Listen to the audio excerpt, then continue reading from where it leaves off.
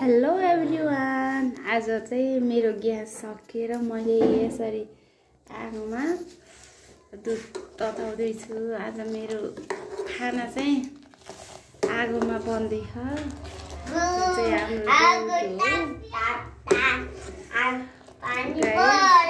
पकाइरहेको आगोमा खाना चाहिँ मिठो हुने, तर भाँडा मान्न चाहिँ झ्याउ हुने के। हाम्रो चाहिँ बाहिर हावाले आगो बोल्न दिन्न, अनि त्यसले गर्दा मैले चाहिँ भित्र कोठाभित्र चाहिँ आगो बाल्दैछु गाइज। यो चुलोमा हो, यो चाहिँ जता पनि लैजान मिल्छ साथीहरू।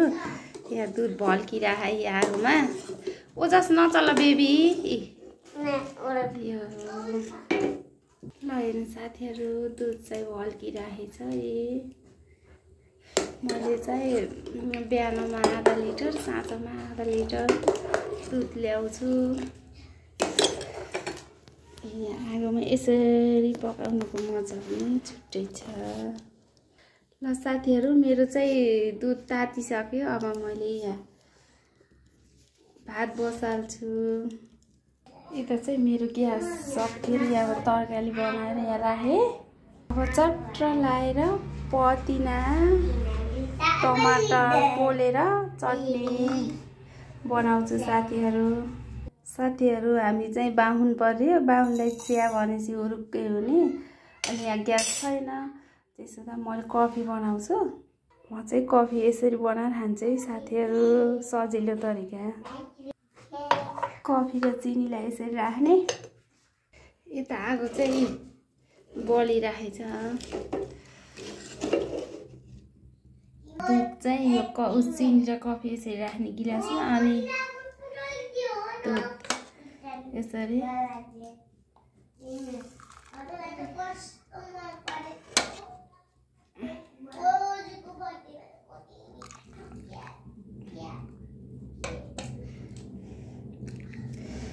यस्तो गर्नु।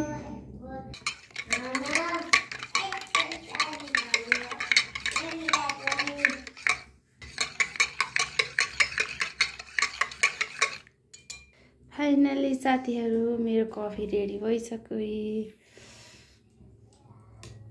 साथीहरू, मैले चाहिँ यो के गरेँ, बिहान आधा साँझ आधा लिटर दुध तरसँगालेर मेरो नानीहरूलाई घिउ रेडी गर्छु मैले घरमै।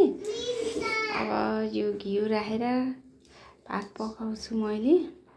यसरी घिउ निकालेँ, अनि त्यसपछि यहाँ तातेपछि यो यसरी राखेपछि नि यो पग्लिन्छ। अनि फेरि यो जताततै लाग्छ के। यो के गरे, यो त्यत्तिकै चिसैमा राखेर ढक्कन लगाइदिने नि। यो माथि मात्रै घिउ हुन्छ, तल पुग्दैन। त्यसैले मैले चाहिँ यसो गर्छु, पानी तताउने, अनि त्यसमा घिउ राखेपछि पग्लिन्छ।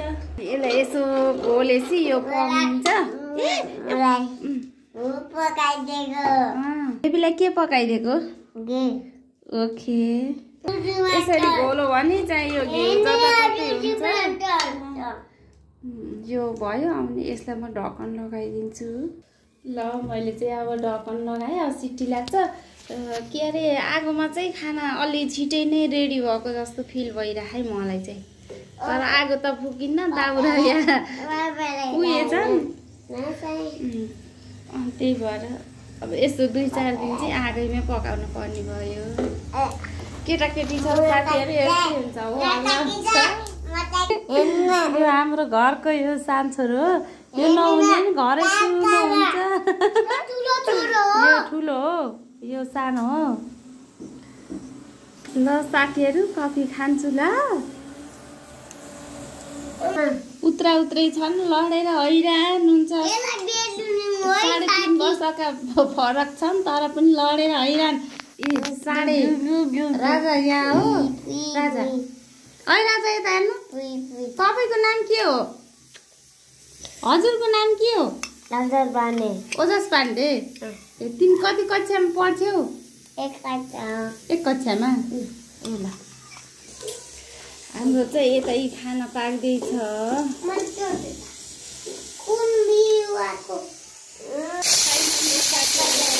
खाना पनि पाक्यो। अझै एक सिटी लगाउँछु मैले।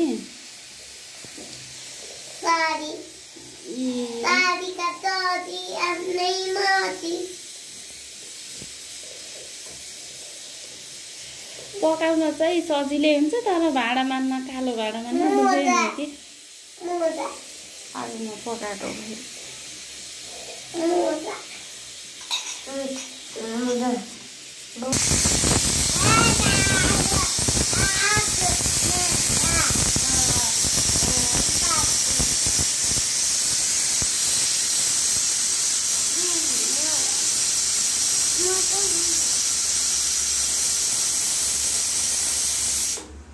फाइनली भात पाको साथीहरू। यो चाहिँ मेरो बिहानको सब्जी हो, आलु र फर्सीको।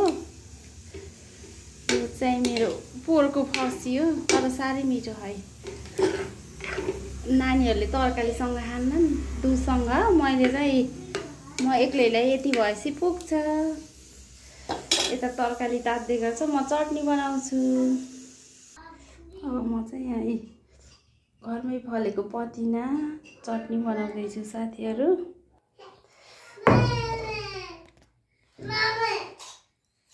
फाइनली साथीहरू मेरो चटनी पनि रेडी भयो। साथीहरू मैले चाहिँ अब हात मुख धोएर अब यहाँ बत्ती बाल्न आउँदैछु।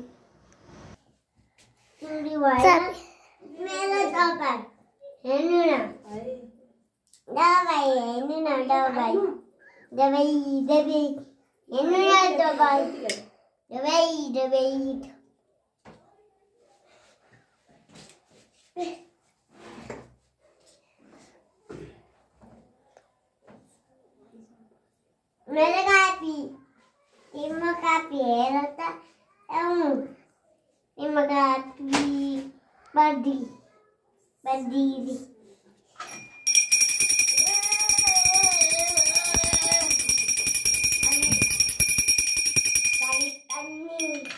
Bulan mumi, telefoni.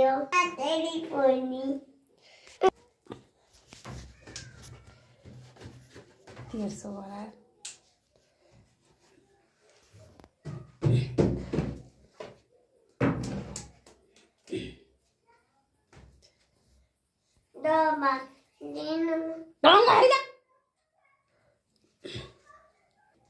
साथीहरू मेरो चाहिँ साँझको काम चाहिँ बत्ती बाल्ने मात्रै हो। पूजा चाहिँ बिहानमै हुन्छ, साँझमा बत्ती बाल्ने मात्रै हो। मेरो घरको भगवानहरू हेर्नु।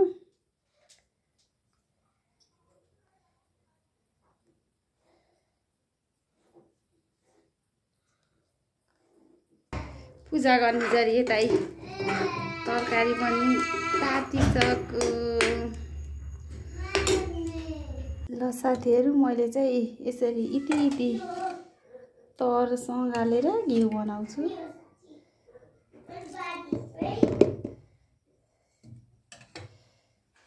यो चाहिँ हिजो साँझ बिहानको र आजको है। ल साथीहरू हजुरहरूले हेर्नु, हाम्रो चाहिँ यो घरको भ्यू हो। यो बाटो हो, यो सर है। ल हेर्नुहोस्, यस्तो छ है हाम्रो गाउँ होम।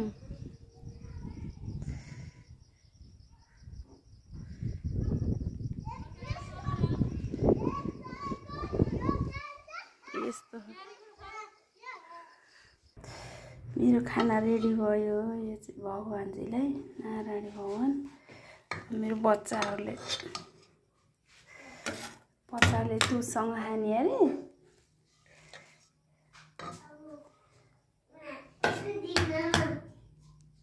यसरी खाने, तरकारी पिरो हुन्छ कि त्यही भएर तरकारीसँग खाँदैन नि, यसरी खाने अरे। हाम्रोतिर चाहिँ जहिले न जाडो न गर्मी, जाडै हुन्छ, हावा चलिरहेको छ है। खाना चाहिँ आफै हो। मेरो सानो बेबी 2 वर्षको बेबीले आफै खाने हो। कसरी खाने अरे ओजास? गुड गर्ल न। ल छिटो खानुहोस्, नपोखिकन खानुहोस् बेबी। चटनी गुड। ल छिटो खाऊ है। फाइनली साथी मेरो पनि खाना रेडी भयो। यसरी हो खाने। आजलाई यति। फेरि पनि अर्को भिडियोमा उपस्थित हुन्छु। Bye bye, see you.